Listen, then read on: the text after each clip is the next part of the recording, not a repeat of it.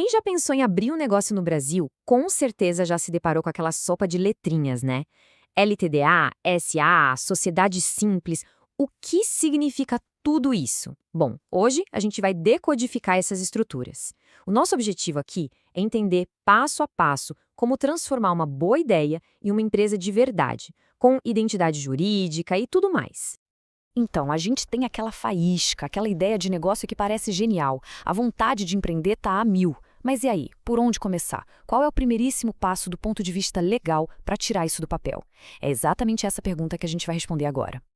E o nosso roteiro de hoje está bem direto. Olha só, a gente começa definindo a figura do fundador. Depois, passa pelas duas maiores decisões que vão moldar o negócio. Em seguida, damos uma olhada nos tipos de empresa mais comuns e, para fechar, entendemos por que o registro é tão importante. Olha que interessante. Antes mesmo de pensar no tipo de empresa, a lei brasileira exige que a gente olhe para a pessoa que está criando o negócio. É a atividade profissional dessa pessoa que vai definir todo o caminho a ser seguido. A grande pergunta inicial é: essa pessoa é considerada uma empresária ou um empresário pela lei? A definição legal é bem específica. O Código Civil fala que empresário é quem exerce uma atividade econômica de forma profissional e organizada, e o objetivo é produzir ou fazer circular bens ou serviços. O segredo está todo nessas palavras, viu? Profissionalmente e organizada. É isso que caracteriza a atividade empresarial. Agora, se essa é a regra, quem são as exceções? A lei também deixa claro quem, por padrão, não se encaixa nessa definição. Profissionais que tenham uma atividade de natureza intelectual, como médicos, advogados, ou artística, por exemplo, não são consideradas empresários. O mesmo vale para produtores rurais, a não ser que eles se registrem como tal. E aqui vem o pulo do gato. Pensa só. E se o médico não tem apenas um consultório, mas uma clínica enorme, com vários funcionários, equipamentos, uma estrutura complexa? A regra muda nesse caso? Sim, muda completamente. E isso acontece por causa de um conceito chamado elemento de empresa. É quando a atividade intelectual, tipo a do médico, vira só uma peça dentro de uma engrenagem muito maior e organizada. O exemplo do hospital é perfeito. A organização é tão grande que ela se sobrepõe à atividade individual de cada profissional. Aí sim, a gente está falando de uma atividade empresarial. Essa distinção que a gente acabou de ver nos leva direto para a primeira grande encruzilhada. A natureza da atividade, se ela é puramente intelectual ou se já tem esse elemento de empresa, vai definir o tipo de sociedade que pode ser criada. Então, o ponto crucial é este aqui. Se a atividade é organizada para produzir ou vender algo, como uma fábrica ou um restaurante, temos uma sociedade empresária. Agora, se o foco é a atividade intelectual, científica ou artística dos sócios, como num escritório de advocacia ou numa clínica com alguns médicos sócios, aí temos uma sociedade simples. Certo. Definida a natureza da atividade, a gente vai para a próxima pergunta, que é sobre a alma da sociedade. O que é que une os sócios?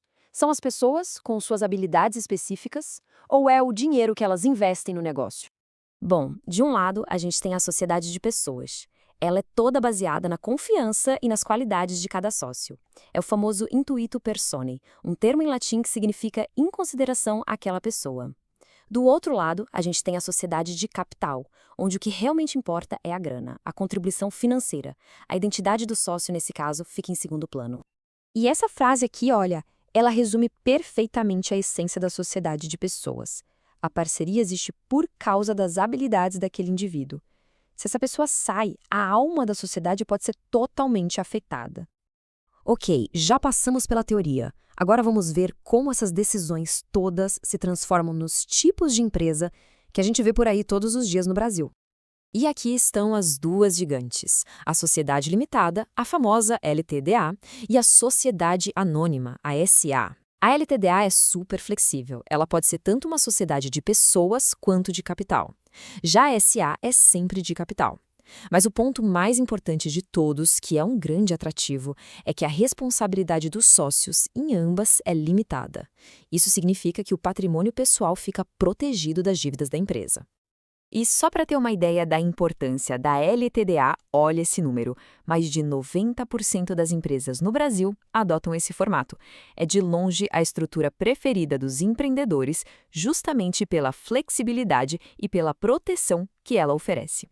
Bom, Depois de escolher o tipo de sociedade, ainda falta um último passo, que é absolutamente crucial: o registro. É ele que transforma um acordo no papel em uma empresa de verdade perante a lei.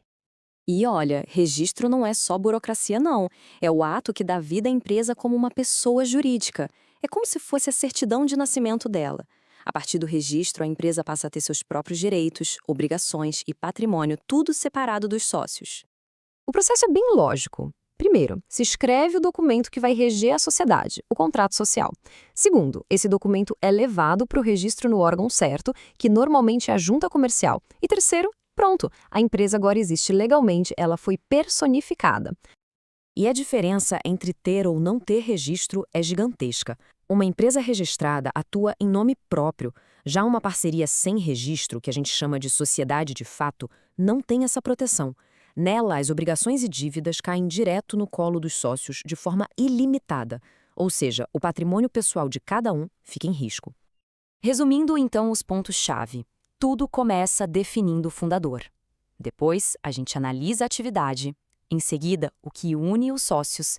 E, para finalizar, o registro, que dá vida legal ao negócio. Seguir essa ordem deixa todo o processo bem mais claro, né? E para a gente fechar, fica uma reflexão.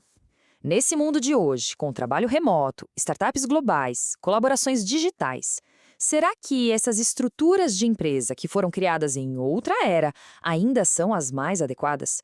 O futuro do direito empresarial com certeza vai ter que trazer novas respostas. Fica a pergunta para a gente pensar.